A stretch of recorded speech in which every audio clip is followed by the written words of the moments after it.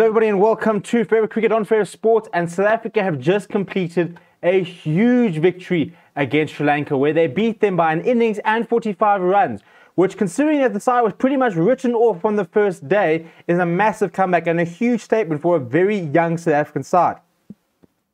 And yes, you know, it was a bit of a strange test match in that there were so many injuries in Sri Lanka, for Sri Lanka. And so some people are sort of writing the victory off, but you can't. At the end of the day, it is test cricket, and South Africa, apart from probably the first three sessions, were the better side throughout the test. And, you know, their comeback, especially after having such a poor start, shows a lot of character, especially when you look at some of the key performers throughout the test. It wasn't the usual suspects. It wasn't Quinton de Kock. It wasn't Rassie van der Dussen, who's been so good of late. It wasn't Keshav Maharaj, who's he's the most experienced bowler. It wasn't even necessarily Anurag Nokia, who was supposed to be sort of spearheading the attack. The youngsters really stood up. I mean, Lucas Apamla, 6 wickets on debut. Vian Mulder, 5 wickets on debut in the second test.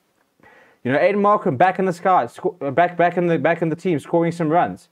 You know, Temba Bavuma back in the side, under a lot of pressure, scoring some runs. So it really was, bar the first innings, a really good test for South Africa and a big statement. And I think, you know, this is why we've been saying throughout the test, you can't call a test on the first day. It's a long way, because I'm sorry, you look at this in a couple of years' time and you go back and think, oh, an innings and 45 runs, 621 first innings total. What were you thinking about the test? That the wicket was flat and that South Africa dominated, really. You know, they got the 18 wickets in the end. You know, it wasn't 20 wickets because of De Silva's injury. They got all 18 wickets that they needed. So credit goes to them. And it now creates a bit of a selection conundrum for the next test. But if we look at the test as a whole, you know, some very impressive batting performances from Sri Lanka first up. And things could have been a lot different if Dhananjaya De Silva hadn't been injured. He was 79 not out, looking really good. Channy Moore got an 85. Sri Lanka got 66. Dikwela went out on 49. So, you know, 396, she looked at the first innings bowlers, and the pick of the bowler was Vian Mulder, and, well, Lucas Apamla took 4, but it was quite expensive, you know, and took 2 of the end. So credit to him the way he came back. But, you know, Nokia probably, Lingidi and Vian Mulder were probably the better bowlers. They had better economies, and probably just bowled a better line and length throughout. South Africa then went to bat. Dean Elgar, 95, Aiden Markham, 68, Van der Dussen, 15. A bit of a So disappointing there. Fab to BC, 199. You know, which some people are saying it wasn't that big of a deal. Regardless of the situation, regardless of the Sri Lankan attack, 199 doesn't happen by mistake. And the point is, he proved that he's still got so much to offer the side, that he is still such an important player within the greater context of South African cricket. So you can't sit there and say that this 199 doesn't mean anything, because that's ludicrous. He's just got over 4,000 test runs, and he still has a lot to offer South African cricket. And, you know, he's such a valuable member of the squad that we've got to keep him around. Quinton de Kock didn't quite come off, was probably too aggressive, but he did win his first match as captain. Temba Bavuma, 71, huge statement for him. I mean, a bizarre dismissal, but really get over it. I'm not even going to sit there and try and micro-analyze it. He made a big mistake. He made 71. He had a crucial partnership. He had a match-winning partnership, really, with Faf du Plessis. That was the turning point in the test, that partnership. Vian Mulder, 36, looked pretty good. He was quite frustrated when he went out, but he bowled beautifully throughout the test. Keshav Maharaj got 73, and then not much more to speak of. And then in reply, Ngidi struck twice towards the end of in the evening session of day 3. And then this morning, it was all Vian Mulder who got the breakthrough earlier. Then Anurag Nokia got into the party, as did Lucas Apamla. So in the second innings for Sri Lanka, 8 wickets spread equally across the 4 seamers, which makes for a very good read. And I think if we now look at what will change as we move into Wanderers, KJ Rabada is back and fit. And for me, we have to play him. And I'm sorry, and a lot of people are sort of sitting there saying, well, now do you rest players, do you rotate players? This is test cricket. You don't rest players because you can't lose the series now. We don't try and experiment in the next test. You name your strongest lineup and you try and whitewash Sri Lanka. That is what test cricket is about. You know, you can look at ODIs and T20s and you can think, well, when you've won the series, you can rotate and rest players. And to a certain degree, you can almost do that with test cricket, but not in a 2-day test in a test. You know, it doesn't matter that we can't lose the series. You don't sit there experimenting. That's not what test cricket is about. Test cricket is the pinnacle of international cricket. You don't hand out debuts for free. You know, if your best players are fit and available, they will play. That is how it works.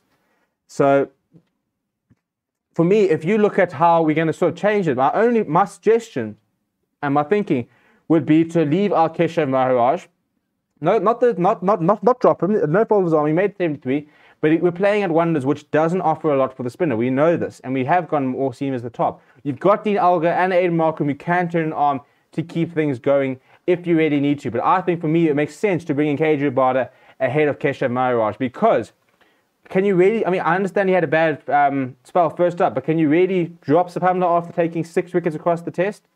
You know, everybody's saying you need to rest Gidi. He's just been injured. This is finally his return from test cricket. Give him another test. He looked much better in the second innings. He looked really good at the end of last night, in the last session. So he gets to go. And if Nokia will want to play. And Vian Mulder, obviously you're not going to drop him as well. So I think the only changes there will be possibly Maharaj dropping out the side. Because what we are forgetting, whilst this was a very dominant victory, you do have to look at the Sri Lankan injuries. And if they do sort them out and they name a match, I mean, it won't happen again. It's very unlikely we're going to have 3-4 injuries in the next test, which means that we're going to have to put in a better performance. And I mean, it sounds strange to say we need to put in a better performance than an innings of 45 runs, but it will be a better bowling lineup. It will be a fit bowling lineup, hopefully, for Sri Lanka. So you play your best side, and for me, nothing changes. You're not going to sit there and drop Rassie van der Dussen, who's been so reliable after one bad innings. He didn't even have a chance in the second innings to right himself, and everybody else scored runs. So you can't make any changes there. You're not going to change a thing. But the big thing is that, South Africa got the result. And it's very big for South African cricket because the coaching staff have been written off. A lot of the players have been written off. You know, a lot of the players copped a lot of criticism on the first day, and they bounced back. And that shows a lot of character.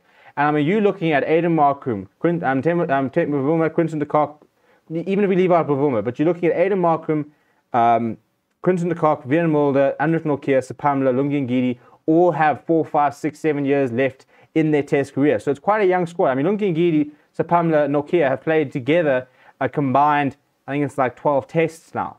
You know, Vian Mulder in just a second test. So it is a very young squad, but they'll take a lot of confidence out of this. And if you then add KJ Rabada and say, right, here we go, we're going to go at you. You know, because, I mean, if we're playing against a subcontinent side, they will be better at spin. You know, there's a reason that Keshav Maharaj, I don't think he took a wicket or innings. I might be wrong. No, yeah, he didn't take a wicket. So spin did not take an entire Sri Lankan wicket. All 18 wickets were seamers. So when you're playing on a fast deck like the Wanderers, where it probably will be quite flat, you can afford to leave out a spinner, play an out-and-out team attack, and go after them and see how well they can deal with pace. So that was my thinking. But let me know what you thought of the match down below. Fat BBC was deservedly the man of the match. I think bubbling under for me, probably Vian Mulder, to be honest.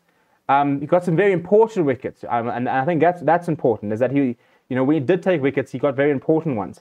And then did contribute a bit with the bat. So I thought he was a very good player, played very well. And, you know, the thing with Vian Mulder is that we introduced him too quickly.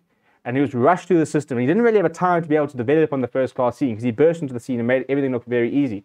But as we've seen with players like Zubair Hamza, sometimes your breakout season is a breakout season because people don't know you. And then as people start to work you out, that's when you get tested. Can you adapt? Can you sort of be able to work out? And the same, it happens with almost everyone. Aiden Markham, the same thing. Burst into the scene, made so many runs, people started to figure him out. Suddenly now he has to go back to the drawing board and learn where he's going wrong and be able to come back. That is why it's called test cricket, because it is all about testing every possible aspect of your game. And only the most robust and the best players thrive in this format. So we've seen how much it's paid for Vian Mulder to go and actually spend more time playing domestic cricket, getting his confidence up, refining his game. And now he's come back and looked a lot more confident, a lot more settled in himself.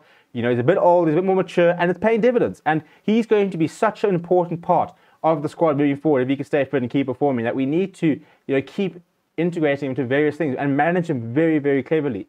But let me know what you thought of the game down below. Smash like in the video, subscribe to the channel. We'll be having previews and everything like that leading up to today's test, so make sure you keep it locked on Forever Sports. My name is Stephen, and I'll chat to you soon.